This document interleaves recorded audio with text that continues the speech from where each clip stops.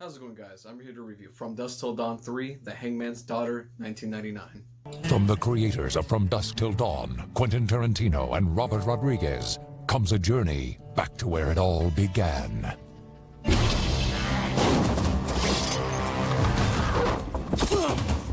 That one has the devil inside. So this is another straight-to-DVD From Dusk Till Dawn sequel that came out the same year as the last movie did. So this movie stars Tamara Morrison, Marco Leonardi, Michael Parks, Rebecca Gayheart, and once again, Danny Trejo. You see what I did there? I said his name in Spanish.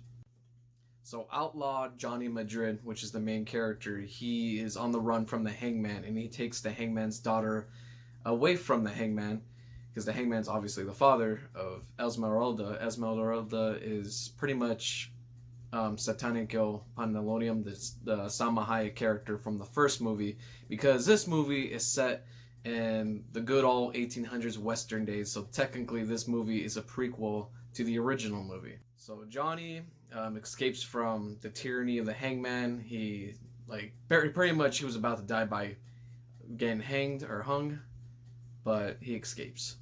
So along with his gang, because the gang pretty much saves Johnny too as well, Johnny and his gang and Esmeralda, they pretty much are on the run from the Hangman. Like I said, they are embark on a journey. They go to the old Titty Twister bar, but it's not the Titty Twister bar yet. It's pretty much like an old Western 1800s bar in the middle of Mexico. And of course, Danny Trejo's back to play as Charlie Razor, as the bartender, which is really cool.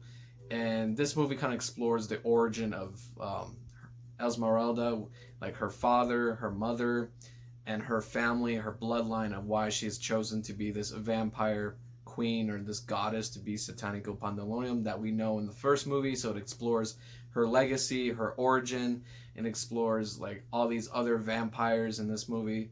And that's pretty much the plot in a nutshell. I mean, of course, Johnny Madrid and his gang and other characters, including the Hangman, they have to fight. They have no choice to join forces and fight against the tyranny of vampires, just like they always have to join forces, like in the last two movies, opposing enemies to fight the bigger enemy.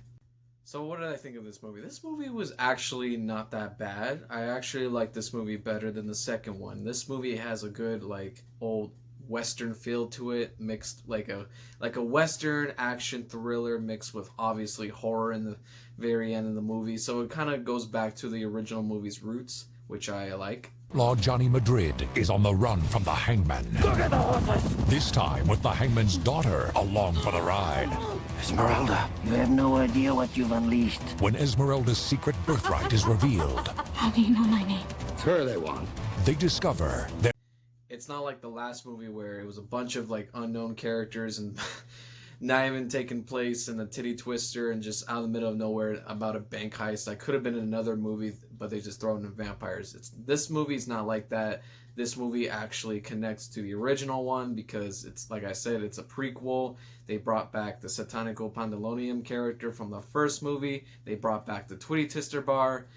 And not only just that, I mean, technically it's not the Twitty Twister bar just yet, but it's still the very same bar. It's the same location. And you have all these new characters, and these characters are actually more memorable.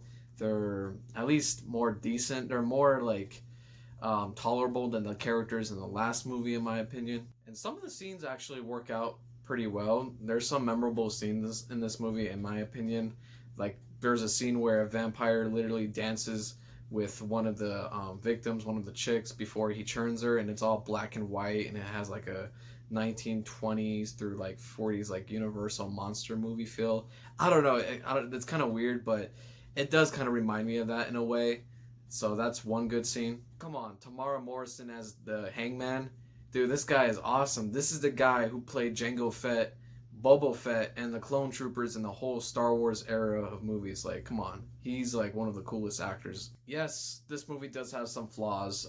Some other characters are pretty boring or bland or unlikable. Some of the CGI effects, or some of the special effects, I should say, is kind of weak. It looks kind of terrible at times. I wish there was a little bit more to this story too, here and there, but I mean, for a straight to DVD sequel, the budget they had, I guess this is the best what they can do, so it's decent. Yeah, This movie, I thought it was just okay. It could have been better, but then again, it could have been worse. I thought it was going to be even worse than the second movie because the second movie was so bad, but surprisingly, this movie is a little bit better than the second one. This one feels more of the From Dusk Till Dawn roots that I know from the original, and especially it takes place in the same setting, which is good. It does reference like characters from the first movie, even though it's a prequel. So yeah, come on, who doesn't like Western with horror? Sometimes Western and horror, they go well. In this movie, it goes well. I like it because it does. It's like the first one. Like it's a totally different kind of movie. For like the first hour, it's like a crime thriller, while this one's like a Western thriller. In the very end, vampires just bam, just right at you with horror. So that's what I can tell. Like it was trying to follow the same pattern as the original one, which I like. Even though this movie still has some flaws, I would still rate this movie 6.5 out of 10. I didn't think this movie was too bad. I thought it was enjoyable. It was decent, and I liked it better than the second one, in my opinion. Not as good as the original one, obviously. The original one is the best in this whole trilogy, but it is this movie is pretty much the best sequel than this, because it's better than the last one. So that was my quick review from Dusk Till Dawn 3, The Hangman's Daughter, 1999. Please leave a like, subscribe, and leave a comment, and I'll see you guys in the next one. Lies. Make yourselves comfortable. You're just in time for dinner.